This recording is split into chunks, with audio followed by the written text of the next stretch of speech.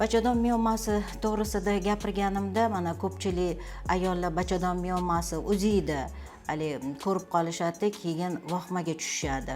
Voy, menda bachadon miyomasi ekan, bo'ldi, bu juda xavfli kasallik deb.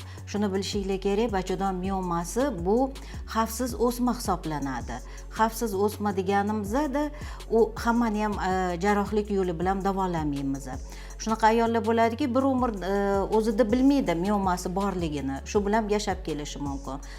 Asosiy sabablaridan biri bizda albatta yallig'lanish birinchi o'rinda turadi. Bir nechta taxminiy teoriyalar bor. Ikkinchisi bu nasldan naslga o'tish teoriyasi bo'ladi.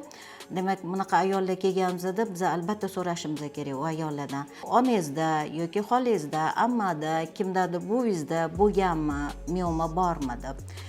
Uchinchi sabab bu gormon o'zgarish hisobiga.